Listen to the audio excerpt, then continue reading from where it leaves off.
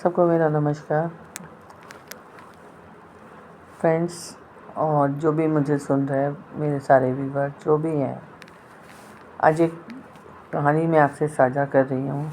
कहानी नहीं है, ये जीवन की बहुत बड़ा सत्य है और इसको आप ध्यान से सुनिए। मैंने भी इसको 2 बार सुना है, तब मैंने इस निष्कर्ष पे पहुँची हूँ कि एक तो मैं सबसे पहले आपको ये बताना चाहती हूँ, जो मैंने पहले भी अपनी किसी वीडियो में बताया था कि इस समय हमारे सभी देवतागण हमसे नाराज़ हैं और इस समय विनाश काल चल रहा है। इस विनाश काल से सिर्फ हमें भगवान जब ही बचाएंगे जब ही हम अपने आचरण को सुधारेंगे और भगवान का नाम लेंगे और अच्छे काम करेंगे। अब कौन कर रहा है कौन नहीं कर रहा है ये मुझे नहीं पता, लेकिन मेरे को जो भगवान की तरफ से माँ भवानी की तरफ से इंट्यूशन आती है वो मैं बता देती हूँ, बांट देती हूँ। मुझे भगवान माता का हुक्म होता है, मैं आगे सबको शेयर कर देती हूँ। माँ कहती है तुम्हारा काम है सिर्फ बताना, बांटना, किसने लेना है किसने नहीं लेना वो उसकी मर्जी। अच्छा, अब ये बात तो मैंने आपको पहले भी बताई थी, आज भी बता रही हूँ। और आज भी अब अध्ययन करने के बाद जो निष्कर्ष निकाला है, जो छानबीन करने के बाद ये पता लगा है कि हमारे सभी बड़े बड़े देवतागण ने अपने दरवाजे हम लोगों के लिए बंद कर दिए हैं। आज पितृपक्ष में एक बहुत अच्छी कहानी जो आई है वो ये है कि एक माता ने हर माता, एक नहीं सभी माता अपने बच्चे का लालन पालन बहुत प्यार से करती है। उसको खिलाती है, फिर खुद खाती है, फिर उसको पालती पोसती है, बड़ा कर देती है। ऐसे ही ये एक माँ की कहानी है, जो माँ अपने बच्चों को बहुत प्यार से पालती है, खिलाती पिलाती है, उसको बड़ा इंसान बना देती है। अब जब वो बड़ा इंसान बन जाता है तो उसकी शादी हो जाती है। शादी होने के बाद उसके घर में जो पत्नी आती है उसको माँ बिल्कुल बर्दाश्त नहीं होती। वो माँ के साथ बिल्कुल भी बहुत दुर्व्यवहार करती है और उसके बेटे को भी भड़का देती है कि ये इसका और मेरा एक दिन भी गुजारा नहीं है। या जैसे आज के समाज में हो रहा है कि माँओं को बर्दाश्त नहीं करते। खैर, मैं अभी आपको कहानी पहले पूरी सुनाना चाह रही हूँ। वो तो आपको भी पता है, मुझे पता है कि हर कोई कितने पानी में है इस समय। खैर, जब वो माँ को वो बोलती है, वो अपने पति को बोलती है कि माँ को घर से बाहर कर दो और मैं माँ के साथ नहीं रहूँगी। चलो, बेटा थोड़ा समझता है, समझाता है, थोड़ा रुकता है। इस बीच उनके घर एक बच्चा हो जाता है, बच्चा क्या बेटा हो जाता है। माँ को बच्चे से बहुत प्रेम हो जाता है, क्योंकि पोते को से हर एक को प्रेम होता है और वो पोता भी बहुत प्यार करता है अपनी दादी से, और दादी उसको लाड़ चाव करती है तो उसकी बीवी थोड़ी शांत हो जाती है। ऐसे करते करते 10 साल बीत जाते हैं, 12 साल बीत जाते हैं। अब उसकी बीवी से ये बर्दाश्त नहीं होता कि उसका बेटा अपनी दादी को इतना प्यार करता है। वो इसलिए उस बात के लिए वो इतनी नाराज़ होती है कि वो अपने पति को कहती है कि अब तो आपको इनको निकालना ही पड़ेगा। अब वो बेटा भी अपनी बीवी की बात मानकर माँ से कह देता है, माँ अब आपको वृद्धाश्रम जाना पड़ेगा या कहीं और जाना पड़ेगा, अब हमारा आपका गुजारा नहीं है। माँ बहुत रोती है, बहुत तड़पती है, बेटे को बोलती है, बेटा मैं तो जैसे तैसे जी लूँगी, लेकिन अब मैं पोते के बिना, अपने बच्चे के बिना कैसे रहूँगी, ये बच्चा मेरे बिना कैसे रहेगा। बहुत समझाती है उसको, नहीं मानता वो कहता है नहीं, अब बहुत गुजारा मैंने कर लिया, अब नहीं करूँगा। वो फिर अपनी माँ को कहता है, अच्छा चलो मैं आपको रेलवे स्टेशन छोड़ देता हूँ और आप अपनी बहन के घर चले जाओ। तो वो कहती है अच्छा ठीक है, तो मुझे रेलवे स्टेशन में मत छोड़ के जा, तो मुझे बस रेलवे स्टेशन तक छोड़ दे, बाकी मैं देख लूँगी मुझे क्या करना है। वो रेलवे स्टेशन छोड़ के आ जाता है। अब वो तो आ जाता है, लेकिन वो जो बच्चा होता है वो अपनी दादी को घर में ढूंढता है कि दादी कहाँ गई। वो कहता है दादी नानी अपनी मौसी के घर गई, अपनी बहन के घर गई है। बच्चा शांत होता है, 10-12 साल का बच्चा कितना बड़ा होता है, लेकिन वो रोज़ पूछता है कि दादी कब आएगी, दादी कब आएगी। अब बेटे ने तो माता जी को रेलवे स्टेशन में बैठा दिया। अब माता जी रेलवे स्टेशन पे रात भर बैठी रही, कोई खाना नहीं, कोई पाना नहीं, कहीं बैठने की जगह नहीं। एक बंदा उनको बहुत देर से देखता है, वो कहता है माता जी आप कैसे बैठे हो। तो वो सारी बात बताती है कि भाई मैं ऐसे ऐसे घर से बाहर हो गई हूँ और मैं जो है अब मेरा कोई नहीं है। तो वो बोलता है नहीं आपका कोई नहीं है, मैं आपको अपने घर ले चलता हूँ, आप मेरे साथ मेरे घर चलो। माता जी कहती है नहीं बेटा, मैं तेरे घर नहीं चल सकती, मैं ये बात मेरी जो है मेरे को चोट पहुँचाएगी, मैं तेरे घर नहीं जा सकती। तूने मेरा इतना ध्यान रखा है, मेरे को पूछा है, इसके लिए बहुत बहुत धन्यवाद। वो जैसे तैसे जिद करके माता जी को अपने घर ले जाता है। एक दिन की बात हो जाती है, 2 दिन की हो जाती है, फिर तीसरे दिन माता जी उसके घर से कहीं चली जाती हैं। अब जब वो चली जाती है तो वो बड़ी परेशान होती है कि और लेकिन उनके पास 100 रुपये होते हैं, जिससे वो अपना स्वाभिमान से 2 दिन चाय भी जो भी उनको खाना होता है, रोटी सब्ज़ी वो खा के बढ़ जाती हैं आगे, उस जगह को छोड़ देती हैं। जब वो आगे जाती हैं तो वो सोचती है मैं क्या करूं, मेरे को तो भाई अब मेरी तो ज़िंदगी, मेरे बेटे ने मेरे से इस उम्र पे इतना गंदा काम किया है। तो वो कहती कोई बात नहीं, मैं भी तो स्वाभिमानी हूँ, मैं उसकी माँ हूँ, मैंने उसको पाल पोस के बड़ा किया है, तो क्या मैं अब अपनी ज़िंदगी नहीं जी सकती। माता जी को जोश आ जाता है। अब माता जी को फिर वो थोड़ा आगे निकल जाती है दूसरी जगह। वहाँ एक बंदा उनको देखता है, कहता है माता जी क्या बात है। तो वो कहती है ऐसे है कि मेरे पास रहने को जगह नहीं है या कुछ नहीं है। तो वो आदमी उनको अपने दुकान पे रख लेता है, और रख क्या लेता है वो कहती है मैं तेरी दुकान पे काम कर दूँगी। तो माता जी तो परफेक्ट होती हैं अपने बच्चे घर में भी काम करने में, सब कुछ। माता जी खाना बहुत अच्छा बनाती हैं। और उस आदमी की दुकान जो थी वो एक स्कूल के पास थी।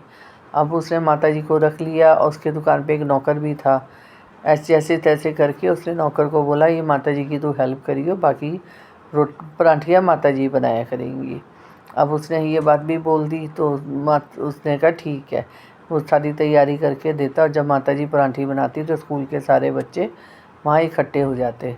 अब माता जी का हाथ का खाना जो उन्होंने बरसों सब अपने बच्चों को खिलाया, घर में किया, तो उनके खाने में एक स्वाद था, एक जो क्या थी ममता थी। स्कूल के सारे बच्चे समय से पहले वहाँ आके अपने रिसेस टाइम में पराठियाँ खाते और माता जी को कह देते थे कल हमके लिए हमारी ये बना के रख देना। तो इस तरह से वो पराठियों से बहुत पैसा उसको दुकानदार को मिलने लगा।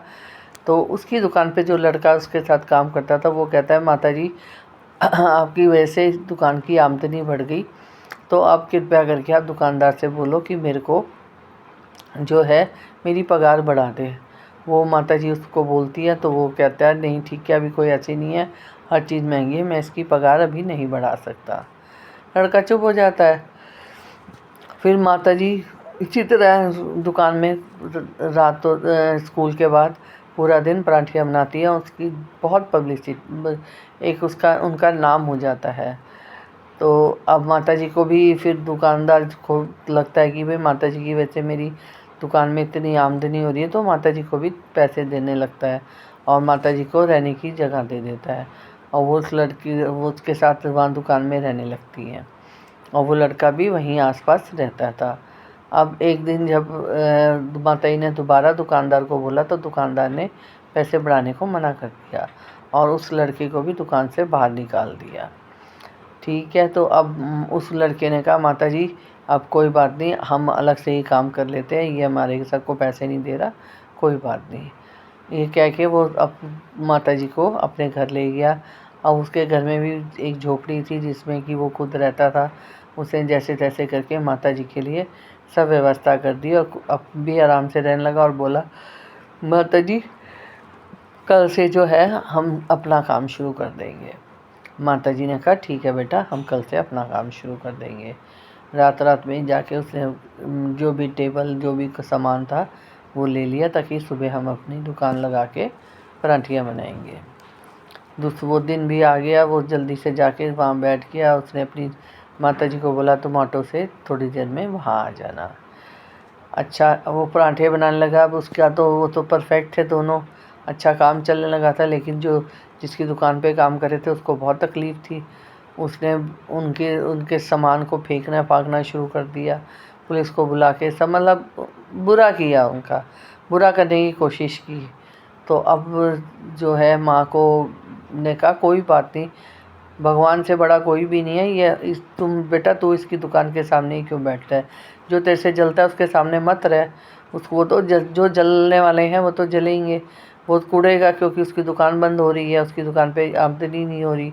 तो बेटे हर चीज़ का इलाज है, भगवान ने हमारे लिए भी कुछ सोच रखा है। और जो भगवान के बार उस पर विश्वास रखते हैं, भगवान उनका हमेशा अच्छा करते हैं।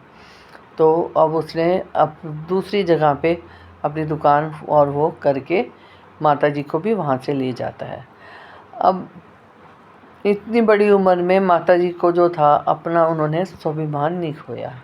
मैं आपको एक कहानी सिर्फ इसलिए सुनाना चाहती हूँ आज पितृपक्ष में कि माँ को कभी हर्ट मत करना, माता को कभी अपमान मत करना, माता के स्वाभिमान की रक्षा करना। जो अपनी माता को गंदा व्यवहार करते हैं, जो अपनी माता को साथ बुरा करते हैं तो और उनकी फीलिंग्स को के साथ खेलते हैं, उनको मुझे नहीं पता उनको भगवान जी क्या सज़ा देंगे। आज पितृपक्ष में यही कहा गया है कि वो माता जी ने मरते दम तक अपना स्वाभिमान नहीं छोड़ा, अपने मेहनत करके रोटी खाई, अपने बेटे को भी छोड़ दिया, अपने पोते को भी छोड़ दिया, बहू को भी छोड़ दिया। और माता जी उन बच्चों में अपने पोते को देखती थी और उनके लिए पराठियाँ बनाती थी। और ये देखिए किसका प्यार किसको मिला, माता जी का प्यार उन बच्चों को मिला जो स्कूल में पढ़ते थे। और उन्होंने जब उसने दुकानदार ने उनके साथ बुरा व्यवहार किया तो उन्होंने माता जी की पूरी मदद करी और माता जी को दूर जगह पे काम लगवा दिया स्कूल के थ्रू। और उसके बाद उस इंसान का भी भला हुआ और माता जी का भी हुआ। कहने का तात्पर्य इसमें निष्कर्ष ये निकला है कि औरत अभी अपने स्वाभिमान को कभी नहीं छोड़ती। जो अपने स्वाभिमान को छोड़ देती है वो औरत नहीं होती। और औरत के बहुत रूप हैं, लेकिन भगवान ने ये कहा है, माँ भवानी ये कहती है, जिस माँ को आपने मान नहीं दिया ना तो आप समझ लो कि आपने अपने जीवन के लिए खाई खोद ली है। क्योंकि माँ एक ऐसी चीज़ होती है जो खुद खाती बाद में खाती, पहले अपने बच्चे को खिलाती है। और जो माँ के साथ अत्याचार करता है उसको भगवान कभी माफ़ नहीं करता। और आज तो इस स्टोरी को मैंने 2 बार पढ़ा है, सुना है, तब मुझे समझ में आई कि ये क्या कहना चाह रहे थे। इसलिए आइए पितृपक्ष में आइए कि अकाल मृत्यु से बचने के लिए अपने जीवन में संयम बना के रखिए और जिसका भी हो सम्मान करें, अपमान मत करें और कभी भी किसी का बुरा मत करिए। दुकानदार ने उस लड़के का और माता जी का बुरा सोचा, क्या हुआ, वो खुद ही बर्बाद हो गया, किसी का कुछ नहीं गया। और माता जी को और उस लड़के को एक अच्छी जगह पे उनको काम मिल गया, स्कूल के थ्रू उनको काम मिल गया और उन्होंने स्वाभिमान से माता जी ने अपनी जी। और उधर उनका बेटा भी बहुत परेशान हो गया, बीमार रहने लगा। तो बहू ने बीवी ने उसकी बोला माता जी को ले आओ और बच्चा भी परेशान हो गया, उनका पूरा परिवार उजड़ गया। कहने का मतलब है कि माँ को आप घर से निकाल के बहुत तरक्की करते हैं कि नहीं सोचते हैं तो भूल जाइए, आप जो बोएंगे वही आप काटेंगे। तो वो कहानी आज पढ़ के मैं भी आजकल पितृपक्ष में बहुत सारी चीज़ें अध्ययन कर रही हूँ। आज मैं आपसे सिर्फ यही कहना चाहूँगी, कहानी 2 बार पढ़ी है मैंने और मुझे आज सिर्फ मैं यही कहना चाहूँगी कि किसी का भी निरादर मत करिए। ख़ास करके माँ की तो हम बराबरी कर ही नहीं सकते। और माँ वैष्णो देवी ने देख लीजिए अपने पट बंद कर लिए, माता बहुत नाराज़ है। मुझे नहीं पता माता का प्रकोप कहाँ जाएगा। और वैसे भी कलयुग शुरू हो गया, जितना समय आपको मिले अपने जो है परिवार के लोगों को बचाने के लिए प्रभु का नाम लीजिए और ये बेकार की बातों में मत रहिए। मोबाइल शोबाइल छोड़िए। मैं भी देखती हूँ मोबाइल, मैं ये नहीं कहती कि मैं नहीं देखती, लेकिन मैं मोबाइल में सिर्फ भगवान का नाम सुनती हूँ और बुरी बातें जो आती हैं मोबाइल पे वो मैं नहीं देखती, ना मैं मतलब रखती हूँ उससे। और मोबाइलों पे जो सत्यानाश हुआ पड़ा है इसको भी रोक। सभी से अपील है कि ये चीज़ें मत दिखाइए, अच्छी चीज़ें दिखाइए। इस समय बच्चों को भी भगवान का नाम लेना सिखाइए, क्योंकि अगर आप भी भगवान का नाम लेंगे आपके बच्चे भी लेंगे, तभी आप आगे बढ़ पाएंगे। इसके साथ ओम शांति, शुभ रात्रि, शुभ रात्रि।